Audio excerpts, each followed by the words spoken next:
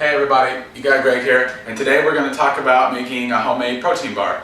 So, pretty simple. I know you probably see a lot of protein bar recipes online if you hit the forums or search sites and things like that, and a lot of them call for just random stuff that you don't really keep at your house. The reason why I like this one is because it's pretty simple. If you have protein powder, water, oats, and I like to add a couple extra things to mine, like cinnamon and some Splenda. You can basically do this without an unneeded trip to the grocery store. So we're basically just going to start off. You want to take a big bowl. This one might be a little too big, but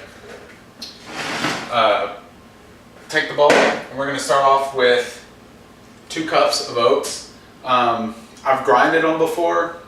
Didn't really see much difference. I kind of like the texture with the actual whole oat. This is basically 1 minute quick oats, just whatever the cheapest was at JC. So you want to go ahead and put that in. And if you measure that out, 2 cups is actually going to be about 160 grams.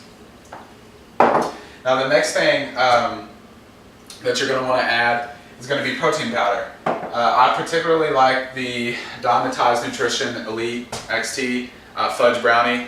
I'm a sucker for brownies, so it's most definitely my favorite flavor. So we're going to add 4 scoops of protein powder.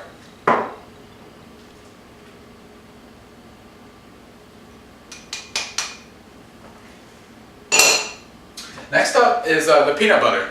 So I'm not that big of a fan of peanut butter, however, it kind of helps pull together the recipe. I don't use too much because there's a lot of unwanted fats in here. Not that you should stay away from fat. I still hit my fat needs for the day. It's just I'd rather spend them on something like steak rather than peanut butter.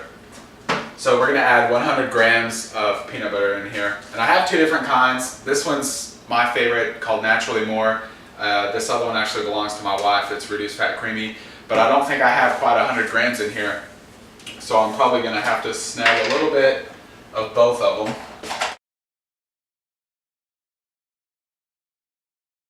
The next thing that you want to do is go ahead and add your Splenda. So I'm going to do 5 packets, which is all I had left. I don't really quite remember exactly what I used in the past whenever I made this recipe. So hopefully this will be enough. If not, no big deal, I'll still eat them. And then I'm a big fan of cinnamon. Cinnamon just tastes good, has a lot of flavor, no calories. So I'll just sprinkle a little bit there. Now the next thing that can vary, it can vary pretty greatly depending on what kind of protein powder you have. So some powders you can mix up and it'll turn into just a solid mass, you know, with pretty minimal water. Some will get really liquidy. So I'm going to go ahead and I'm going to start just little by little with water and see if we can't mix it up to a nice thick consistency.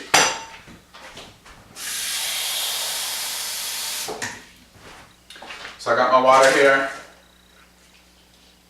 and I'm going to pour in about a full cup, and then I'm going to come back to my spatula, and I'm just going to mix the crap out of this thing. Just a little more water.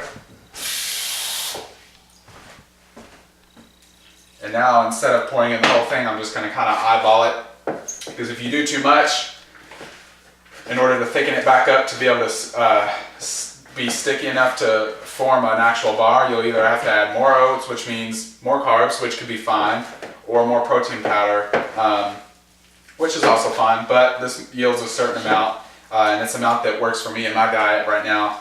So feel free to adjust it. It doesn't necessarily have to be brownie protein powder. You can use chocolate, vanilla, strawberry, which might not fit the peanut butter here.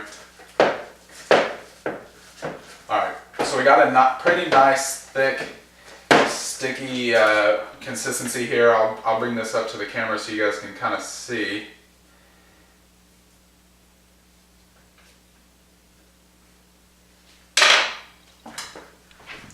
So if you guys can see that there, it's really sticky.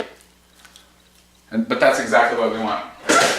So next up, just a little bit of, this is just non-cooked spray, and just lightly coat each corner and the center, and then just evenly lay out all of the mix here into your pan. Now I think the pan that I have is like a 9 by 9 or something like that. So, and I'm gonna make, looks like 6 to 9 bars out of this. Haven't really made up my mind just yet.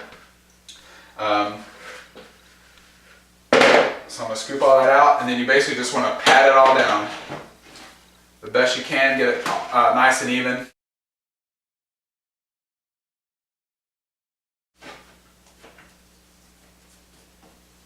Alright, so I got it all in here. As you can see, it's sticky enough to where I could literally hold it upside down. Bam, not gonna go anywhere. So what we'll do with this is I'm gonna cover it, and I'm gonna stick it in the freezer for about 30 minutes, or if you've done it before, you can actually stick it in the fridge just overnight and grab it before work in the morning, and that actually works really well too. So I'm gonna stick it in the freezer, probably have one of them tonight, and then take them to work tomorrow for snack or lunch, just depending on how hungry I get. So I'll see you guys when they're done.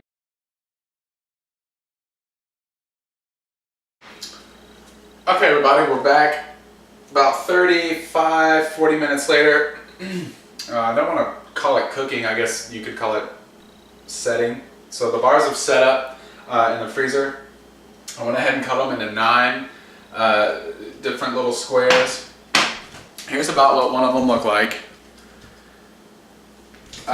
So the macronutrient ratios on this is actually pretty good. You're looking at about 6 or so carbs, about 15 protein, and about 6 fats, 15 protein, 15 carbs, for a total of about 180 calories. So not a bad little snack. I haven't tried one just yet, but I'm about to. So don't forget to like, don't forget to share, don't forget to subscribe to our YouTube channel. And yeah, make sure everyone knows about the best protein bars in town. Take care, guys.